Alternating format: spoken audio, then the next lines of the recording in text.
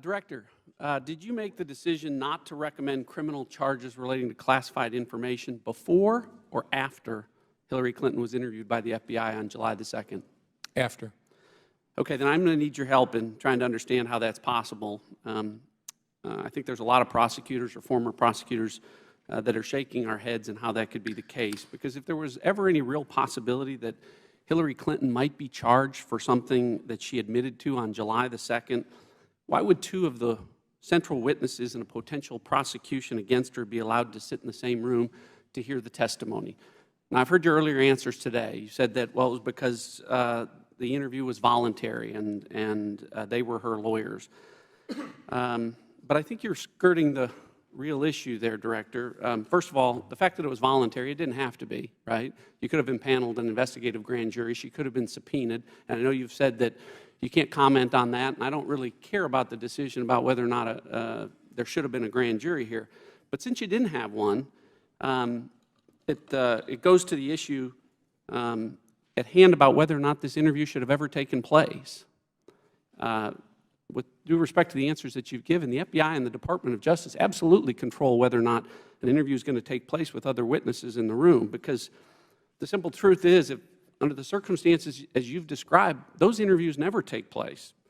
If there was ever any possibility that something Hillary Clinton might have said on July 2nd could have possibly resulted in criminal charges that might possibly resulted in a trial against her relating to this classified information, well then, to use your words, Director, I don't think that there's any reasonable prosecutor out there who would have allowed two immunized witnesses central to the prosecution to proving the case against her to sit in the room with the interview, the FBI interview of the subject of that investigation. And if I heard you earlier today, in your long career, I heard you say that you've never had that circumstance. Did I hear you correctly?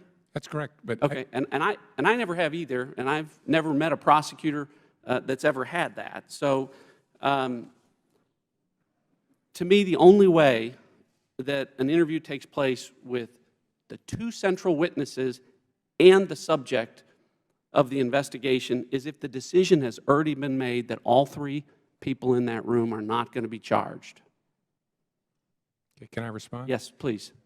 I know in our political life sometimes people casually accuse each other of being dishonest, but if colleagues of ours believe I am lying about when I made this decision, please urge them to contact me privately so we can have a conversation about this. All I can do is tell you again, the decision was made after that because I didn't know what was going to happen in that interview. She maybe lied during the interview in a way we could prove. Let me finish.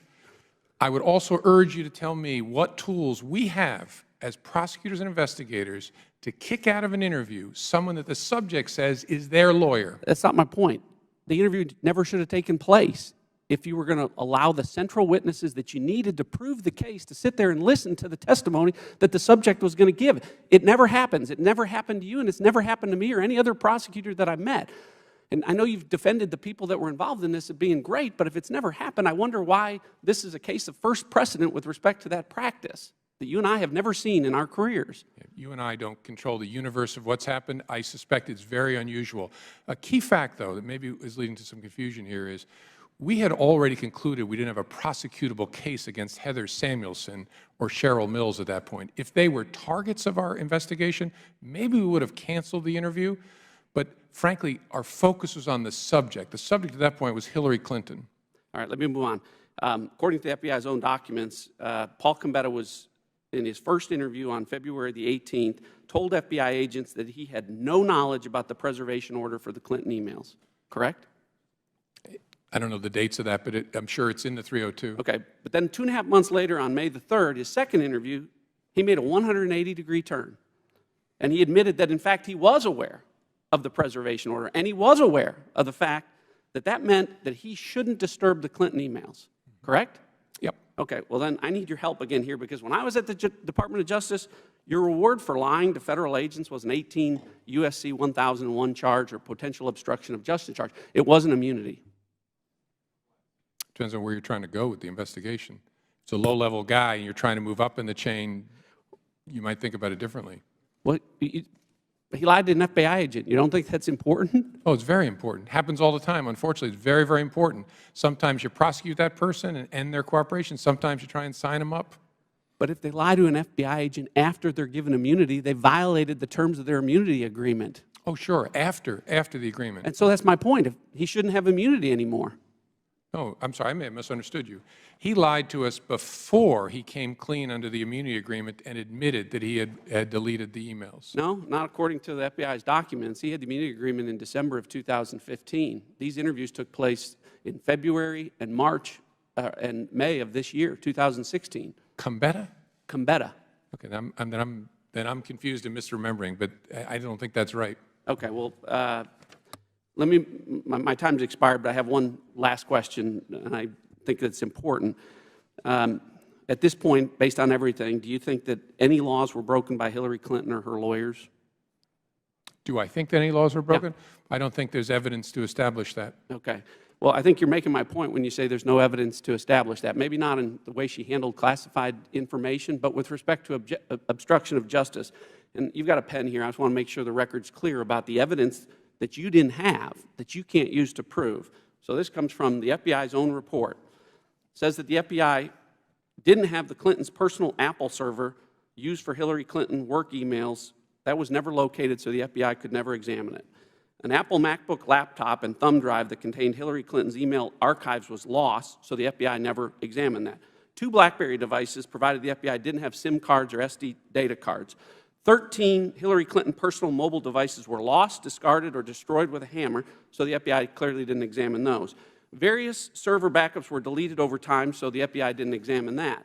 After the State Department and my colleague, Mr. Gowdy, here notified Ms. Clinton that her records would be sought by the Benghazi Committee, copies of her emails on the laptops of both of her lawyers, Cheryl Mills and Harold Mills, and Heather Samuelson, were wiped clean with bleach bits, so the FBI didn't review that.